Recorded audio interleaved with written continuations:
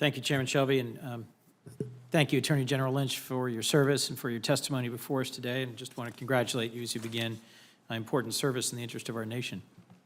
Last year, Congress demonstrated its commitment to the Victims of Child Abuse Act by unanimously reauthorizing the programs under VOCA in both chambers.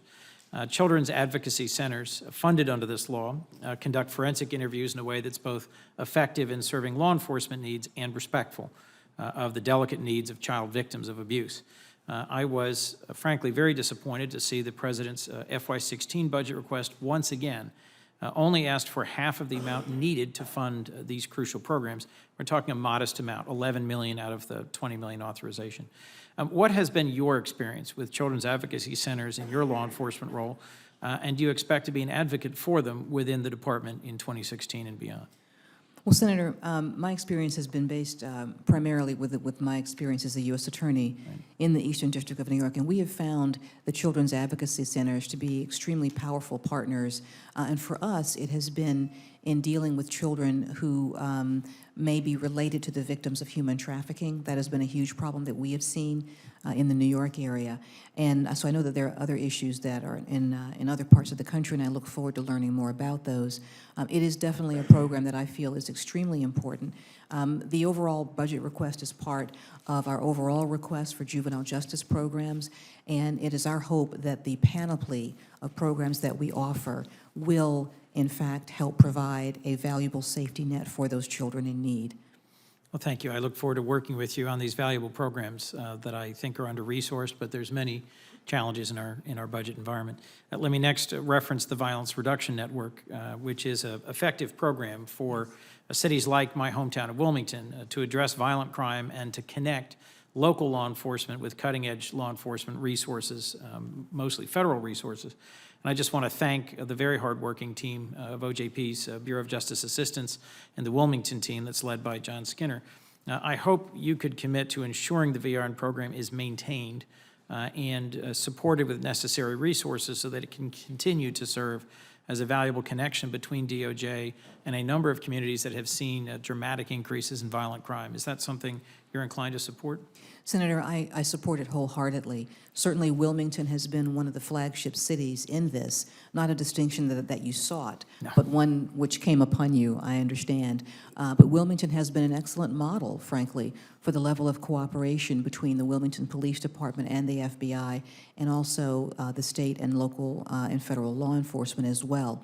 My understanding is that we actually have identified 5 additional cities for the next fiscal year to be involved in this program. Again, not a distinction that they would seek, but one which we think is an area in which we think we can provide assistance. Beyond just the VRN, of course, we do have other resources for violent crime for our cities that may not be in such extremis, and we're fully committed to those programs as well. Well, thank you. I look forward to continuing to work on federal, state, local law enforcement partnerships that can reduce violent crime. Let's turn to the Collaborative Reform Initiative. As we all know, we've seen strained relationships between law enforcement and communities in cities across the nation. Most recently, and tragically, Baltimore, but this has occurred in many other places.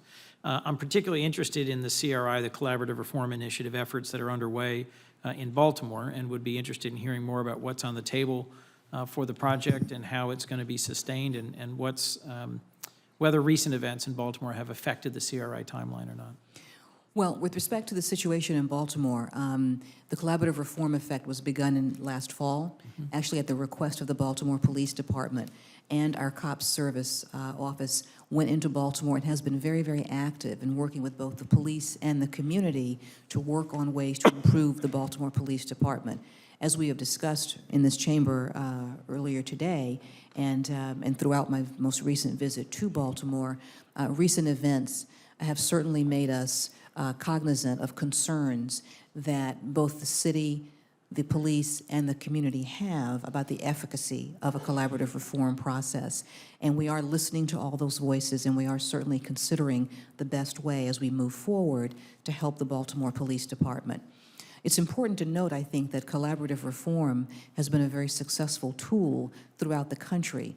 we not only provide technical assistance and training to police departments around the country, but we connect them with other police departments who have themselves either been through the process or who themselves have very positive law enforcement practices. So we try and make it a peer-to-peer relationship in terms of work and training as well.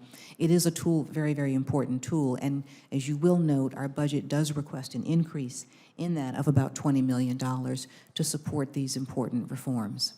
Thank you, Madam Attorney General. I'll submit a question for the record about forensic hair analysis. I was very concerned to see reports that FBI forensic experts may have overstated the strength of evidence, and I would look forward to hearing what DOJ will be doing to provide meaningful relief to those convicted on the strength of misstated or inaccurate testimony.